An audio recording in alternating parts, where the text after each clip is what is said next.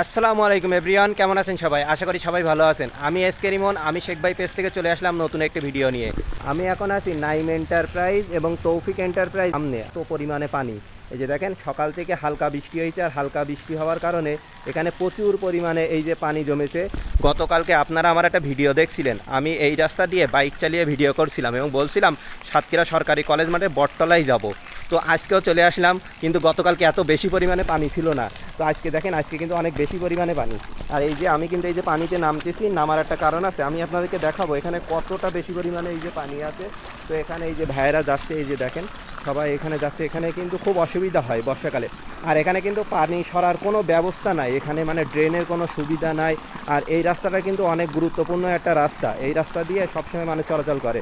একটু হালকা বৃষ্টি হলে এই পানিটা জমে যায়, যার কারণে এই রাস্তায় কিন্তু ইজি বাইক সহজে পাওয়া যায় না, আর ভ্যানও খুব কম চলাচল করে। সামনের দিকে যাব বটতলায়, ওখানে রাস্তা তো এমনিতেই খারাপ, আর ওখানে পানির পরিমাণ এত বেশি পরিমাণে পানি জমেছে যে ওখানে কিন্তু চলাচল করা অনেক অসুবিধা। কারণ ওই রাস্তার একটা সাইড হলো ভালো আর একটা সাইড হলো খারাপ, আর খারাপ সাইড দিয়ে কিন্তু চলাচল করলে মানুষের কিন্তু অনেক বেশি অসুবিধা হয়। আমরা এই যে সামনের দিকে যাচ্ছি আস্তে আস্তে, তো এখানেও দেখেন এই যে পানি, আর পাশে কিন্তু এই যে ডাস্টবিন। তো পাশে ডাস্টবিন হওয়ার কারণে এই যে ময়লাগুলো কিন্তু এই পানিতে আসতেছে। তো আমাদের এখন কি উপায়? এই যে পা না, আমরা বাসায় যে পাটা কিন্তু ভালোভাবে মানে আমাদের ধুতে হবে, তাছাড়া কিন্তু সমস্যা অনেক বেশি পরিমাণে। এই যে দেখেন একজন যাচ্ছে, এই যে সাইকেল চালায় যাচ্ছে। তো আপনারা দেখেন পানির পরিমাণটা একটু বোঝেন, কত বেশি পরিমাণে পানি। মানে এই রাস্তা দিয়ে চলাচল করা ছাড়া কিন্তু আর কোনো উপায় নাই আমাদের। আসলে আমরা সব সময় এই রোড দিয়ে চলাচল করি, কারণ কি আমরা যেহেতু লোকাল, আমরা এখানে সব সময় আমাদের যাতায়াত করতে হয়। যাতায়াত করার জন্য এই রাস্তাটা কিন্তু আমাদের ব্যবহার করা লাগে। তো আমি আজকে সকালে ভেবেছিলাম আমি মোটরসাইকেল বের করব, কিন্তু পানির পরিমাণ এত বেশি যে এখানে মোটরসাইকেল বের করার আজকে কোনো উপায় পাইনি। বাধ্য হয়ে আমি এই যে হাঁটতে বের হয়েছি। তো এই যে আপনারা এটা দেখতে পাচ্ছেন সাতক্ষীরা সরকারি কলেজ মাঠ। এই সাতক্ষীরা সরকারি কলেজ মাঠ থেকে শম্ভু সরকার, মোস্তাফিজুর রহমান তারা কিন্তু খেলাধুলা করে এখান থেকে উঠে এসেছে। তো এই সাতক্ষীরা সরকারি কলেজ মাঠ কিন্তু অনেক বেশি জনপ্রিয়। এখানে যারা এই যে ক্রিকেট খেলে তারা কিন্তু এই জায়গাটায় প্র্যাকটিস করে। তো এখন এই পানির কারণে এইগুলো সব কিছুই বন্ধ আছে। তো আমরা এখন এই যে সামনের দিকে যাব, আর এই যে সামনে দেখতে পাচ্ছেন ওইটা হলো বটতলা। তো ওখান থেকে দূর থেকে দেখেন এই যে মানুষগুলো কিন্তু আসতেছে, খুব কষ্ট করে আসতেছে। আর এই যে মোটরসাইকেলটা যাচ্ছে, আমি একটু দূর থেকে আপনাদেরকে একটু দেখাই। এই যে আমিও সামনে যাব, আমিও আস্তে আস্তে হেঁটে হেঁটে যাবো। এই যে হলো বটতলা। আমি গতকালকেও কিন্তু এখানে ভিডিও করছিলাম, আমার পিছনে কিন্তু সব পানি। এটা যেহেতু বট গাছ, আর এই জন্য এটাকে বটতলা বলে। আর এই বটতলার এই জায়গাটা কিন্তু অনেক বেশি পরিমাণে খারাপ। এই যে ডাইন সাইডে অনেকে ভ্যানে বা ইজি বাইকে করে আসে, তাদের কিন্তু পড়ে যাওয়ার একটা সম্ভাবনা আছে। এবার আমি একটু আপনাদেরকে দেখাই, আমার পাঁচ দিকে আপনারা একটু লক্ষ্য করেন, আমি কিন্তু অনেক বেশি পরিমাণে হাঁটু গোটাইছি, তারপরেও দেখেন কত বেশি পরিমাণে পানি মানে এখানে কিন্তু হয়েছে। তো এই জায়গাটা চার সাইডে শুধু পানি এই মাঠটা। তো এখানে এই যে দেখেন কোনো ড্রেন আর রাস্তা কিন্তু সব এক হয়ে গেছে। এবার আমরা এইখান থেকে আপনাদেরকে আমরা একটু দেখাই এই সাইড দিয়ে।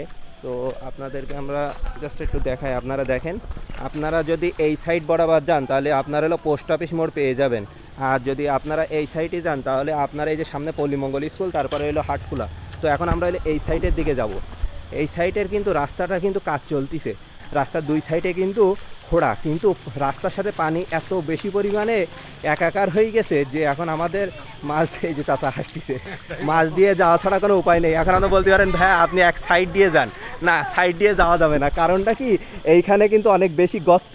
তো যারা এই রাস্তায় নতুন তারা কিন্তু জানবে না এখানে যে গর্ত, তারা কিন্তু পড়ে যাওয়ার একটা সম্ভাবনা আছে। তো কিছুদিন আগে এখানে কাটছে, তারপর আবার যে বলতে গেলে এই জায়গাটা এখানেও কিন্তু অনেক বেশি গর্ত আছে, তো অনেকে জানবে না, তার কারণে কিন্তু পড়ে যাবে। তো এই রাস্তায় যারা নতুন তারা যদি এই ভিডিওটা দেখে থাকেন অবশ্যই সতর্ক হবেন।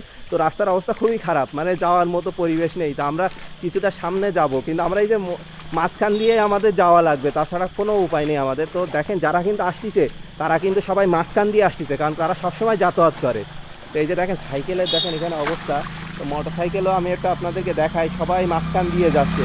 ওই যে ট্রেনেও সব এই রাস্তা দিয়ে কিন্তু এই যে দেখেন ছোটো বাচ্চাটা, আপনার একটু খেয়াল করেন ওরে, ও কিন্তু জানতো কি না জানি না, তারপরেও ও কিন্তু নামছে ওই জায়গাটায়। কত বেশি পরিমাণ গত। এই দেখেন ইজি বাইক আসতেছে এই সাইড দিয়ে, তো অনেকে এই যে ভ্যানে করে আসতেছে। খুব বাজে অবস্থা, রাস্তায় এত বেশি পরিমাণে পানি।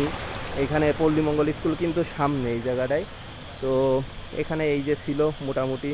তো আমি যেহেতু এই এলাকার ছেলে, তাই আমার মনে হলো নিজ দায়িত্ব থেকে একটু ভিডিও করে আপনাদেরকে দেখাই। তো আজকের ভিডিওটা এই পর্যন্ত। ভিডিওটা কেমন লাগলো অবশ্যই আপনারা কমেন্ট করে জানাবেন, আর যারা এই মুহূর্তে আমার পেজ থেকে ভিডিওটি দেখতেছেন তারা অবশ্যই লাইক এবং ফলো দিয়ে পাশে থাকবেন। আল্লাহ হাফেজ।